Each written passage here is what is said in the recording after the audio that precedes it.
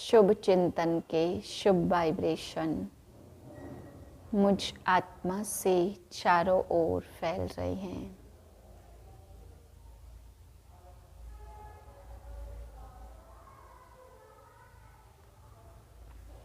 पंद्रह 2/2024 के महावाक्य हैं। मीठे बच्चे, बाप आए हैं कांटों को फूल बनाने। बाप का प्यार कांटों से भी है तो फूलों से भी है। कांटों को ही फूल बनाने की मेहनत करते हैं। प्रश्न: जिन बच्चों में ज्ञान की धारणा होगी उनकी निशानी सुनाओ। उत्तर: वह कमाल करके दिखाएंगे। वह अपना और दूसरों का कल्याण करने के बगैर रह नहीं सकते। तीर लग गया तो नष्टो मोहा बन रूहानी सर्विस में लग जाएंगे। उनकी अवस्था एक रस अचल अडोल होगी। कभी कोई बेसमझी का काम नहीं करेंगे, किसी को भी दुख नहीं देंगे। अवगुण रूपी कांटों को निकालते जाएंगे। ओम शांति। यह तो बच्चे जानते हैं, बाप बड़ी लीवर घड़ी है। बिल्कुल एक्यूरेट टाइम पर कांटों को फूल बनाने आते हैं। सेकंड भी कम जास्ती हो नहीं सकता, जरा भी फर्क नहीं पड़ सकता। यह भी मीठे मीठे बच्चे जानते हैं कि इस समय है कलयुगी कांटों का जंगल। तो फूल बनने वालों को यह महसूसता आनी चाहिए कि हम फूल बन रहे हैं। पहले हम कांटे थे, कोई छोटे कोई बड़े, कोई बहुत दुख देते हैं, कोई थोड़ा दुख देते। अब बाप का प्यार तो सबसे है, गायन भी है, कांटों से भी प्यार और फूलों से भी प्यार। पहले किससे प्यार है? जरूर कांटों से प्यार है। इतना प्यार है जो मेहनत कर उनको कांटों से फूल बनाते हैं। आते ही हैं कांटों की दुनिया में, इसमें सर्वव्यापी की बात नहीं हो सकती। एक की ही महिमा होती है, महिमा होती है आत्मा की। जब आत्मा शरीर धारण कर पार्ट बजाती है, शिष्टाचारी भी आत्मा बनती है तो भ्रष्टाचारी भी आत्मा बनती है। आत्मा शरीर धारण कर जैसे जैसे कर्म करती है उस अनुसार कहा जाता यह कुकर्मी है, यह सुकर्मी है। आत्मा ही अच्छा व बुरा कर्म करती है। अपने से पूछो, सतयुगी दैवी फूल हो व कलयुगी आसुरी कांटे हो? कहाँ सतयुग कहाँ कलयुग, कहाँ डीटी और कहाँ डेविल। बहुत फर्क है। कांटे जो होते हैं वह अपने को फूल कह न सके। फूल होते हैं सतयुग में, कलयुग में होते नहीं। अब यह है संगम युग। जब तुम कांटे से फूल बनते हो, टीचर लेसन देते हैं, बच्चों का काम है उनको रिफाइन कर बताना।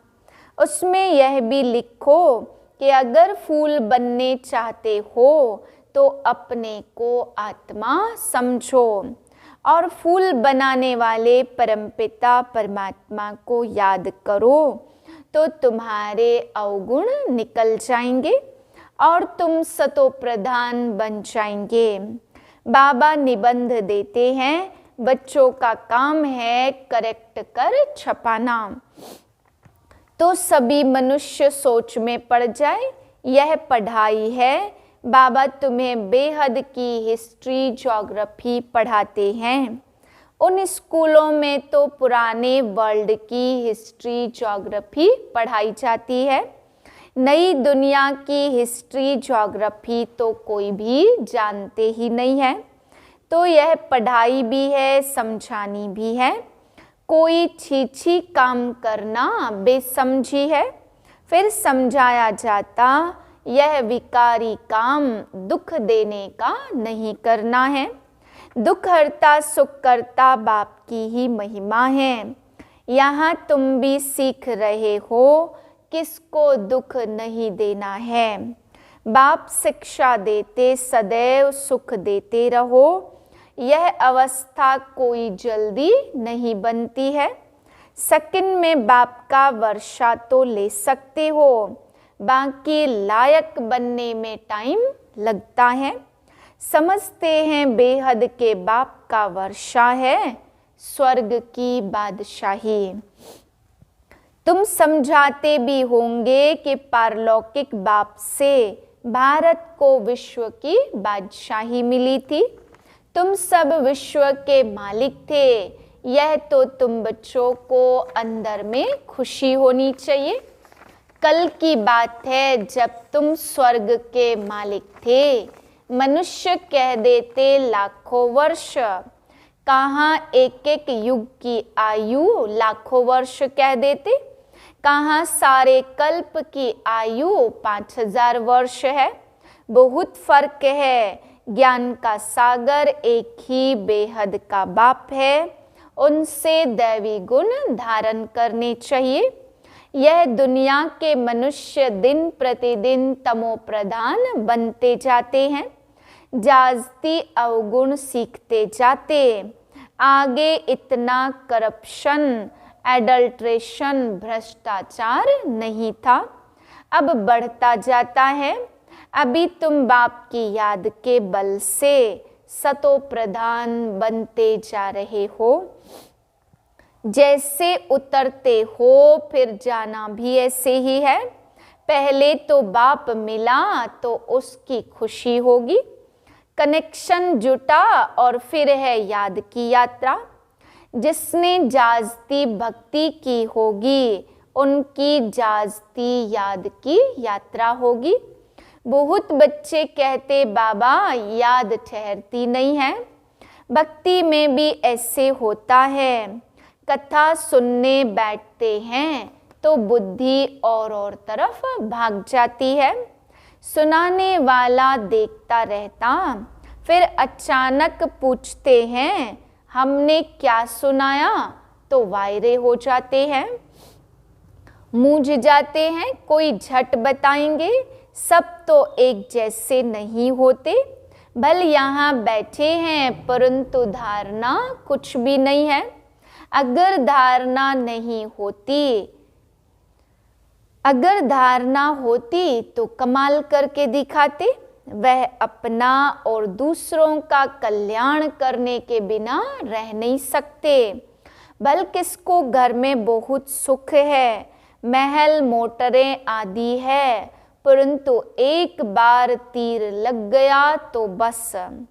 पति को कहेंगे हम यह रूहानी सर्विस करना चाहते हैं, परंतु माया बड़ी जबरदस्त है, करने नहीं देती। मोह है ना, इतने महल इतने सुख कैसे छोड़े। अरे यह इतने सब पहले जो भागे, बड़े बड़े लखपति करोड़पति घर की थी, सब छोड़कर चली आई। यह तकदीर दिखाती है, इतनी ताकत नहीं है छोड़ने की।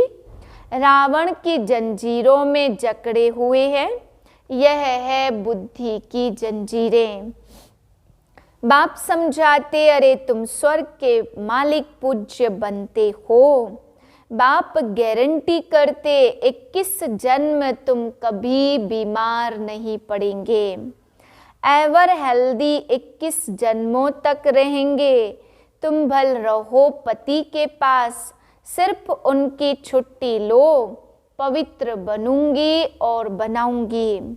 यह तुम्हारा फर्ज है बाप को याद करना, जिससे अपार सुख मिलते हैं। याद करते करते तमो प्रधान से सतो प्रधान बन जाएंगे। कितनी समझ की बात है। शरीर पर भरोसा नहीं है, बाप का तो बन जाओ। उन जैसी प्यारी वस्तु और कोई है नहीं। बाप विश्व का मालिक बनाते हैं, कहते हैं जितना चाहो उतना सतो प्रधान बनो। तुम अपार सुख देखेंगे। बाबा स्वर्ग का द्वार इन नारियों से खुलवाते हैं। माताओं पर ही ज्ञान का कलश रखा जाता, माताओं को ही बाबा ने ट्रस्टी बनाया है। सब कुछ तुम माताएं ही संभालो, इनके द्वारा कलश रखा ना। फिर उन्होंने लिख दिया, ज्ञान मंथन किया, अमृत का कलश लक्ष्मी को दिया। अभी तुम जानते हो बाबा स्वर्ग का द्वार खोल रहे हैं, तो क्यों न हम बाबा से वर्षा लें, क्यों न विजय माला में पिरो जाएं, महावीर बने। बेहद का बाप बच्चों को गोद में लेते हैं, किस लिए? स्वर्ग का मालिक बनाने के लिए। एकदम कांटों को बैठ शिक्षा देते हैं, तो कांटों पर भी प्यार है ना, तब तो उनको फूल बनाते हैं। बाप को बुलाते पतित दुनिया, पतित शरीर, निर्वाण धाम छोड़कर यहाँ आओ। बाप कहते ड्रामानुसार मुझे कांटों की दुनिया में आना पड़ता है, तो जरूर प्यार है ना। बाप बिगर बाप फूल कैसे बनाएंगे? अभी तुम कलयुगी कांटे से सतयुगी देवता, सतो प्रधान विश्व के मालिक बनो। कितना प्यार से समझाया जाता, कुमारी फूल है, तब तो सब उनके चरणों में गिरते हैं। जब वह कांटा बनती तो सबको माथा टेकना पड़ता है। तो क्या करना चाहिए? फूल का फूल रहना चाहिए, तो एवर फूल बन जाएंगे। कुमारी तो निर्विकारी है ना, बल जन्म विकार से लिया है। जैसे सन्यासी जन्म तो विकार से लेते हैं ना, शादी कर फिर घर बार को तलाक दे देते, उन्हें फिर महान आत्मा कहते हैं।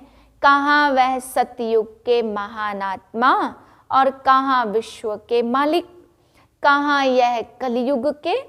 तब बाबा ने कहा, प्रश्न लिखो कि कलयुगी कांटे हो व सतयुगी फूल हो, भ्रष्टाचारी हो या श्रेष्ठाचारी हो।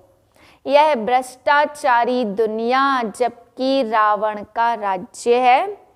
कहते हैं आसुरी राज्य राक्षसी राज्य है, परंतु अपने को कोई समझते थोड़े हैं। अब तुम बच्चे युक्ति से प्रश्न पूछते हो, तब वह आपे ही समझते हैं। बरोबर हम तो कामी, क्रोधी, लोभी हैं। प्रदर्शनी में भी ऐसे लिखो तो उनको फीलिंग आए कि मैं तो कलयुगी कांटा हूँ। अभी तुम फूल बन रहे हो, बाबा तो एवर फूल है, वह कभी कांटा बनते नहीं। बाकी सब कांटे बनते हैं, वह फूल कहते हैं। तुमको भी कांटे से फूल बनाता हूँ। तुम मुझे याद करो, माया कितनी प्रबल है, तो क्या तुमको माया का बनना है? बाप तुमको अपनी तरफ खींचते और माया अपनी तरफ खींचती। यह है पुरानी जुत्ती।